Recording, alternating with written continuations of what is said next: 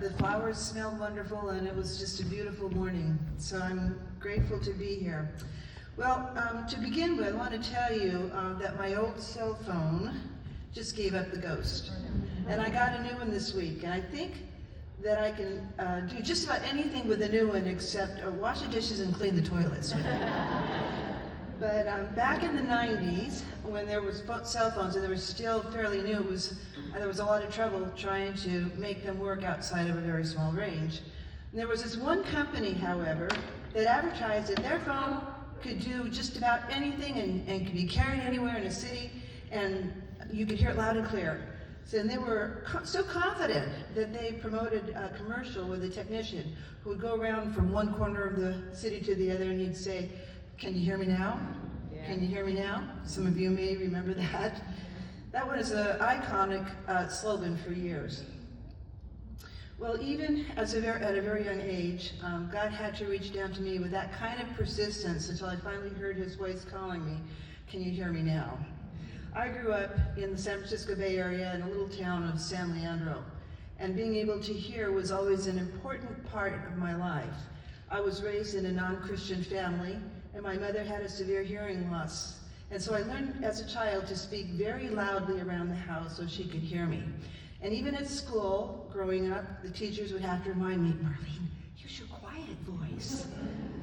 So I lived in the shadow of San Francisco during the 60s and 70s, surrounded by hippies and flower power and drugs, sex, and rock and roll.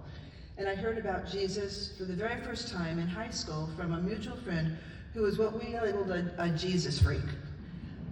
She would come up to us and boldly say, "Hi, I'm Jeannie Ballestrini. Do you know Jesus?" It was about that bold.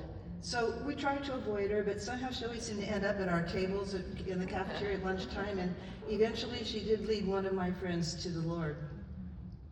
And I was 17 when I heard Jesus calling me for the very first time and gently asking, "Can you hear me now?" John 16:3 says, "When the Spirit of truth comes, he will guide you into all the truth, for he will not speak on his own authority, but whatever he hears, he will speak and declare to you the things to come." I immediately heard his voice, invited him into my heart, and I knew that the Bible was real, and I was completely sold out. I was a genuine Jesus freak.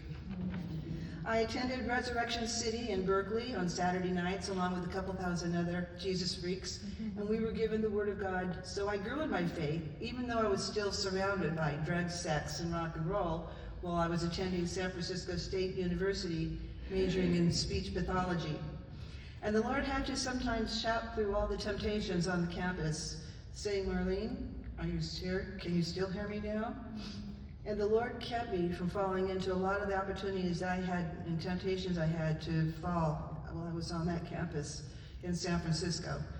But his word says in Hebrews 3:15, "Today, if you hear my voice, you will not harden your hearts in rebellion."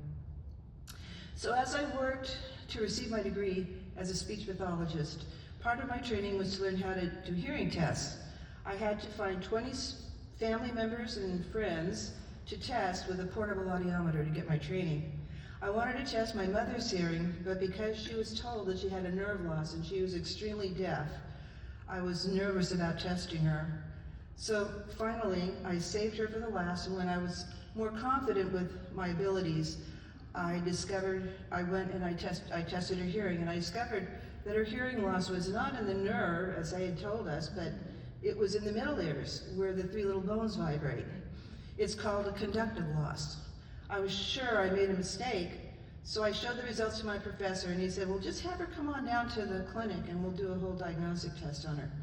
So our professor gave her the whole test, and with all the exams, and found that she did indeed have a conductive loss called otosclerosis, which means that her hearing loss was in the middle ear, not in the nerve. That meant that there was a chance with surgery that she might actually get her hearing back. So our professor arranged for her to meet with a surgeon at UC Med Center in San Francisco in the ear, nose, and throat clinic. There was a long waiting list to see Dr. Sui, who was not only the chancellor of the whole hospital, but he was also the most renowned ear, nose, and throat specialist to do this otosclerotic surgery successfully. So, however, we did get in right away because I was a student at the university, and I'm so thankful that I heard Jesus calling me, allowing me to hear him say to me, "Can you hear me now?" It's to get into that profession or to get into that field in college, or my mother would not have gotten the chance to get her hearing back. By then, I had decided to change my major to audiology. I was so excited about this. And as a graduate student, I was also teaching oral rehabilitation and lip reading in the adult education department in my community. And that slide that's up there is me teaching the class, and my mother is in the background.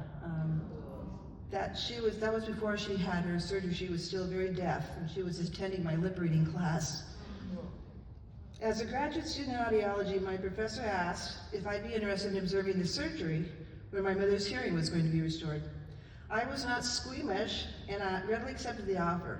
So I was able to go into surgery with her, and during the operation, she had to remain partially awake as the audiologist would test her hearing to find out if it was working, if it was successful. So when the doctor removed the diseased bones from her ear, in her middle ear, and replaced it with a wire prosthesis, he turned to me and he said, "Go ahead, Marlene, say something to your mom." And so I said in my quiet voice, "Mom, can you hear me now?" And she said, "I hear every word you're saying." There wasn't a dry eye in the house, because it was really the first time, even though this doctor had done hundreds of surgeries in this and had been successful, it was the first time that a mother got to hear her own daughter's voice through her natural hearing while she was still on the operating table. She had surgery on the other ear a year later, and her hearing went from 80% deafness to 15%. And she had both ears done. She never needed to wear hearing aids again for the rest of her life.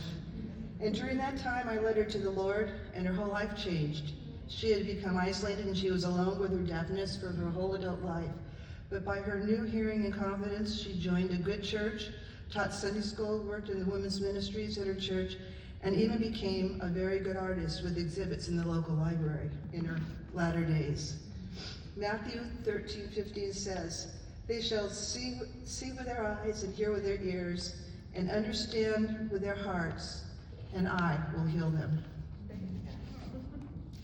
I went on to marry a godly Christian man. We raised 3 sons, and I had to listen to God's voice over and over again through that journey. I've seen joys and sorrows, but I can sum everything up. I've learned about listening for Jesus calling me in the words of this song about God's goodness. All my life you have been faithful. All my life you have been so, so good. And with every breath that I am able, I will sing of the goodness of God. This is the message that Jesus wants each one of us to hear and share with the world. "Behold, I stand at the door and knock, and if anyone hears my voice and opens the door, I will come into him and sup with him, and he with me." And no matter how old and deaf I get as the years go by, I always want to be able to hear his voice calling me, saying, "Can you hear me now?"